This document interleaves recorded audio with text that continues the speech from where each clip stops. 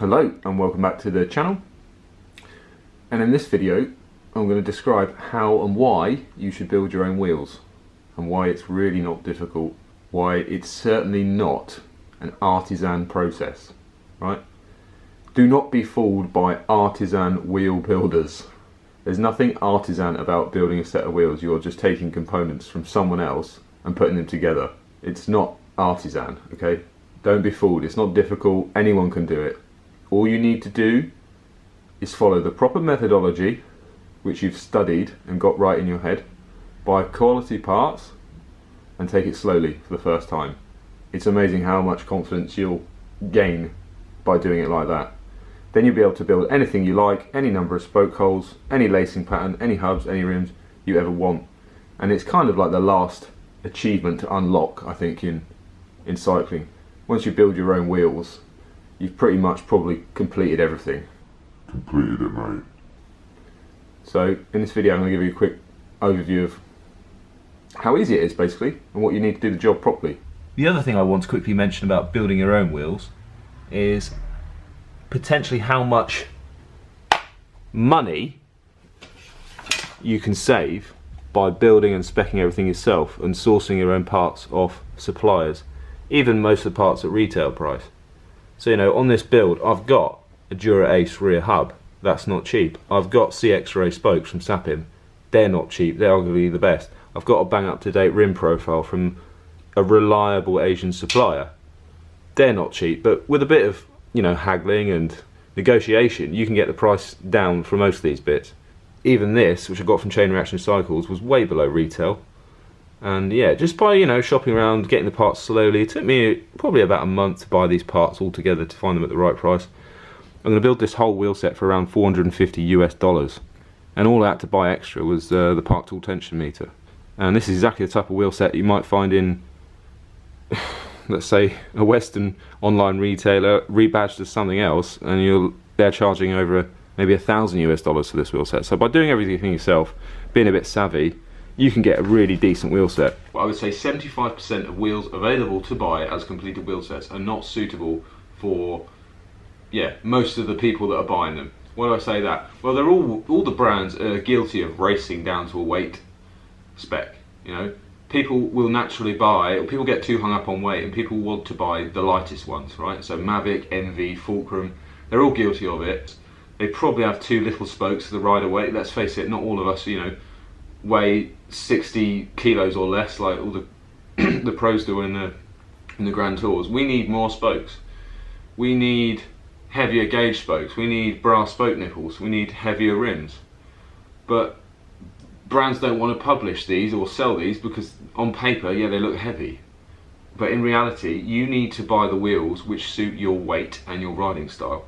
So if you're a lightweight person who rides on the flat, you don't really need many spokes, because the wheel torque is going to be very low, the RPM of the wheel is going to be high for a power output, so the actual torque on the trailing spokes on the rear wheel is going to be very low, so you don't need very many, and because you're light, the dynamic forces in the spokes and the rim bed are going to be quite low. If you're quite heavy, like me, you're over 85 kilos and you ride very steep hills, very low wheel RPM, that means the torque on the rear wheel is going to be very high. So I need more spokes in the rear wheel.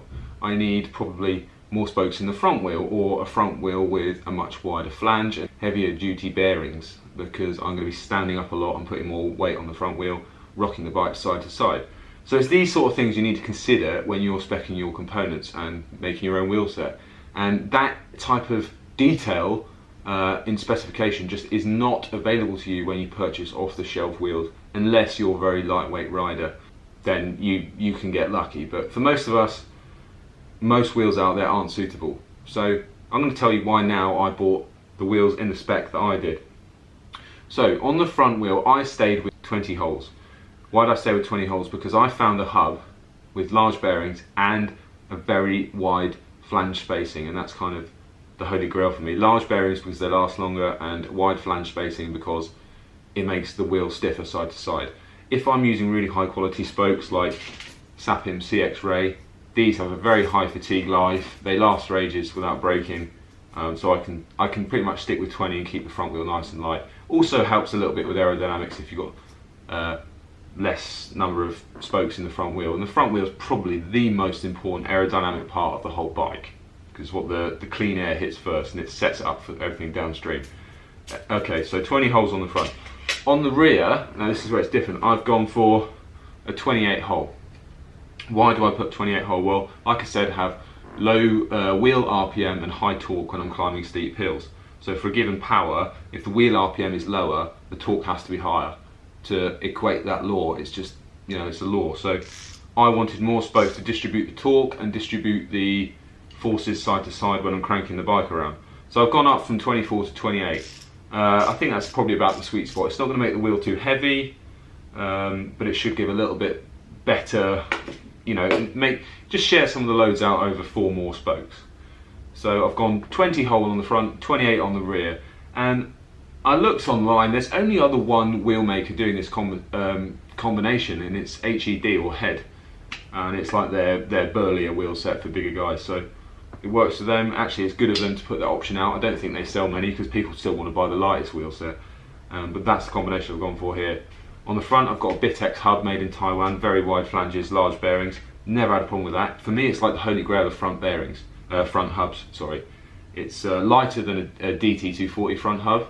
The flanges are wider, so you get a better bracing angle. It's lighter than a Dura Ace front hub. The flanges are wider, so you get a better bracing angle. I drop in a little CAD drawing now of bracing angles and wheel stiffness. I want a hub with a really stiff lacing, so I want the flanges to be wide and high, because I want the spokes to have a high component force vector in this direction and the X direction. And the wider the flanges, the stiffer laterally the wheel, basically. So I've drawn these hubs with the flange diameters and the flange spacing, so I can see the spoke angle basically.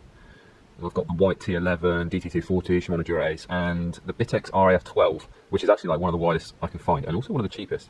And I quite like it, I've used it before. That's this one, you can see the spoke angle is pretty wide on that. The next one's the DT. The DT and the Dura Ace are pretty much the same. And then actually, one of the smallest bracing angles is the white T11, which everyone goes on about as being really stiff. But the flange diameter on that one's 35.8, and the spacing is the smallest out of these ones I've got here, so I think I'm going to go Dura Ace or the Bitex. Basically, the Bitex is really light as well, it's like 85 grams. Alright, so that explains bracing angle and how that can help you get stiffness. And on the rear, one of the reasons why I went for it, it was on a really good deal for me on Chain Reactions. It's not the lightest of rear hubs, but pretty much got infinite life in the bearings if you service them properly. And you can, you know, check and preload the bearings without having to bang cartridge bearings out of it, or buy any special pullers and stuff that you might have to do with DT hubs. The flanges aren't the biggest and they're not the widest, but overall with the rear hub I went for reliability and quality. And because I've got extra spokes in the rear wheel, the smaller flanges or the narrower flanges, that's not so much of a drawback because I've got more spokes. It should help the stiffness a little bit.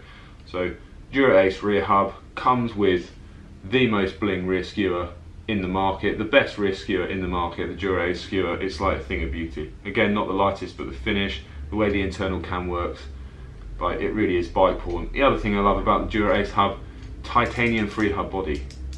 Titanium. Like, you don't need it, it's just nice. I just love it. Like, I don't even want to put this on the bike, I just want to hold it and, you know, look at it and just twist it.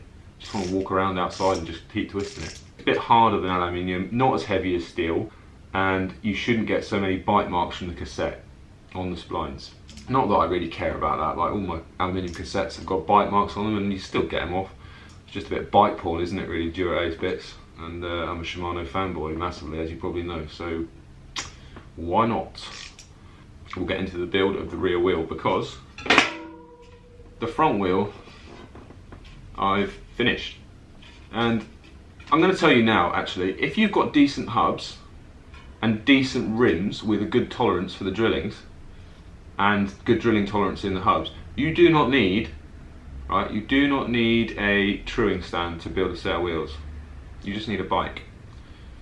If those two conditions are met, good hub, good rim with decent drillings, you don't need a truing stand. I built this without a truing stand. I stuck it in the fork. And I followed a proper methodology and did it slowly and carefully, and yeah, didn't need a truing stand. So I'll show you how. Obviously 2 rims in your drillings. 20L for the front for me, 28 for the rear. 2 hubs. Front hub of your choice, do whatever you like. Rear hub, Same thing, of your choice. I've got Dura Ace. Next thing you want is spokes. I've gone for Sapim CX Ray. They are the highest fatigue life of any spokes that are published. You can go with DT Aerolite if you want, but DT Aerolites are expensive and they're more difficult to get hold of. Brass nipples, do not get aluminium nipples. Brass nipples last a lot longer, they're marginally heavier, but they'll always be able to be trued. Sometimes aluminium nipples just break and they go corroded and they go brittle. Vital, you cannot build a set of wheels if you're a beginner, or pretty much anyone, without a tension meter. This is a Park Tool tension meter, cost me about 50 quid. You need this. You don't use a truing stand, that's fine, but you cannot get away without one of these. Tension meter. Yes, it's 50 quid, but God, it comes in handy, even for just keeping other wheels you've got straight. What comes with that? Tension meter chart, so you can correlate what the reading you're getting to is the tension in the spoke. Some grease. You need some Loctite. Now this is up for debate, but I use Loctite to weatherproof them. I'm not using it to lock the threads, I'm using it to protect the threads. So this is a very low strength Loctite that I can use, and it'll wick down the spoke into the threads. And I put that halfway through building. No, that's it. You really don't need a lot.